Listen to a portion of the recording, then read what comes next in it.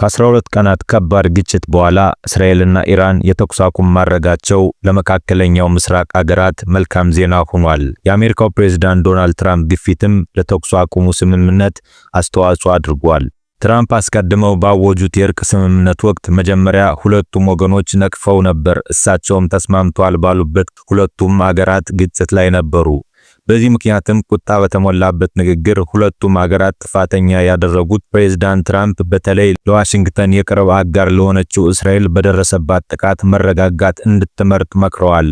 ፕሬዝዳንቱ ቀደም ሲል በእስራኤልና በኢራን የተኩስ አቁም ስምምነት መደረጉን ካሳወቁ ከሰዓታት በኋላ ሁለቱም ሀገራት ስምምነቱን ጥሰው ጥቃት አድርሰዋል። ሁለቱም ሀገራት ስምምነቱን ለመቀበል ሰዓታት ቢፈጅባቸውም በመጨረሻም የተኩስ አቁሙን እውን እንደሚሆን ገልጸዋል።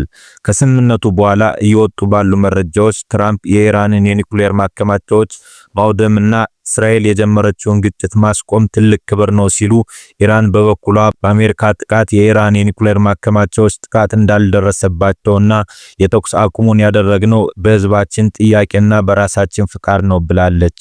ይህንን መረጃ የሚያጠናክረው የስለላ ድርጅቱ መረጃ አሜሪካ በኢራን ላይ ያደረሰችው ጥቃት በተባለው ልክ አለመሆኑን ማረጋገጡን ትራምፕ እንዳበሳጫቸው ከዋይት ሃውስ ተገልጿል። የኢራንና እስራኤል ግጭት ቢያንስ ለአሁኑ ግጭቱ ማብቃቱ ምልክቱን አሳይተዋል። የኢራን ኦፊሻላዊ የዜና ወኪል ኢአርኤን ቀደም ብሎ እንደዘገበው የሳውዲ አልጋ ወራሽ መሐመድ ቢን ሰልማን በስልክ ባደረጉት ውይይት ኢራን ከአሜሪካ ጋር ያላትን አለመግባባት ዓለም አቀፍ ማዕቀፎችን መሰረት ባደረገ መልኩ ለመፍታት ዝግጁ መሆኗን ገልጻለች።